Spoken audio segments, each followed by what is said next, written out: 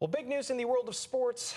The WNBA and the NBA board officially approved the move of the Connecticut Sun to Houston at the start of the 2027 season. Yeah, Stefan Reels joins us here on the desk this morning to tell us all about the deal and the future of the Sun. Now, Stefan, a lot of people have been riding with this team here in Connecticut. They tried to stop the move from happening to, keep the Sun here in the state, but unfortunately, that didn't work out. It wasn't even for a lack of trying either. Like, you had Governor Ned Lamont who was trying, you had Attorney General William Tong, you had federal lawmakers like Blumenthal trying to introduce delegation to prevent this from happening and other teams from relocating. Then you even had Hartford Mayor Aruna Arulampalam who had made an effort to potentially move the team to the People's Bank Arena. Unfortunately for them, all those efforts did not stop this sale, which was approved on Wednesday. And now we're moving forward with a CT Sunless future after this season is up. But just over a month ago, that is the wrong line. Apologies on my part.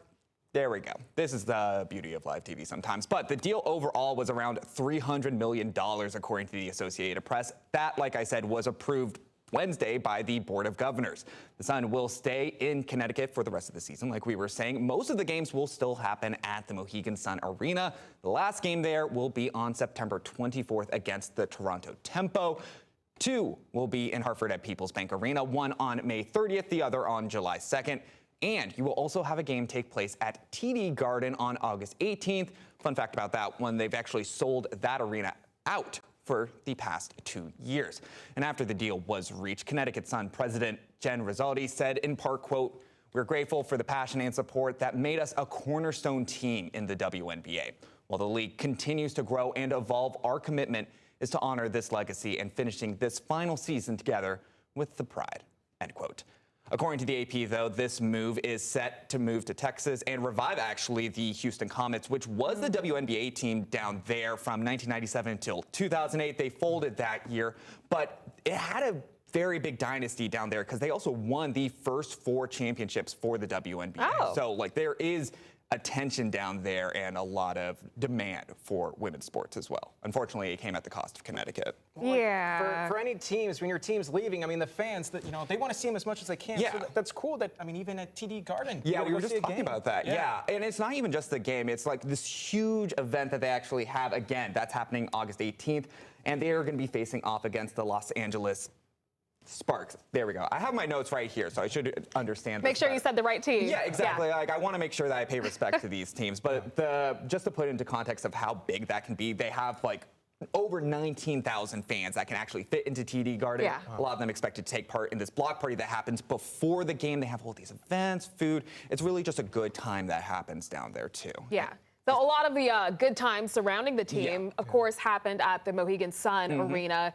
Have leaders over at the Mohegan Sun said anything about this new development? Yeah, they have. We did hear from the corresponding secretary for the Mohegan Tribe. They, first of all, wanted to just say thanks to the fans for the 23 years that they had supported the basketball team. And they also said that the team and the women who wore the uniforms, they just had such a remarkable impact on the community. And fun fact, the Mohegan Tribe was actually the first independent group to take over a WNBA team in the entirety of the WNBA, and they had that since 2003 up till now. All right, my next question is, I talked to all of us. We've not been to a game. How do we get the 3 of us to a game now? Okay, so like I said, there's still a handful of games that are happening at the Mohegan Sun Arena. We have one coming up in just a few days. The last September one, like I was talking about, that's happening on the 24th against the Toronto Tempo. And then at People's Bank Arena, those are the 2 other games that we're having our eyes on. Those are happening on May 30th and July 2nd. So there's still a handful of games that you want to support women's sports. You want to make sure that they're present. They understand that we support them. So still a handful of times that you can still go out and see them up through September. The season's just getting started, too. Yeah. Well, I want the Mohegan Sun Arena experience, so we got to plan for that. I heard about that. Little food, little gambling, just having a good time, nice little morning show experience. It'd be great. And the People's Bank right there, so you can also 5-minute drive. Yeah, listen, and end of the month, great birthday party experience for me and Symphony. We're rocking out May, living our best lives. Taurus. Brendan is a May baby too. April. It was April? Oh my gosh. Last week of April, right? They're doing great. My bad. All right, well, on that note, we go to a game.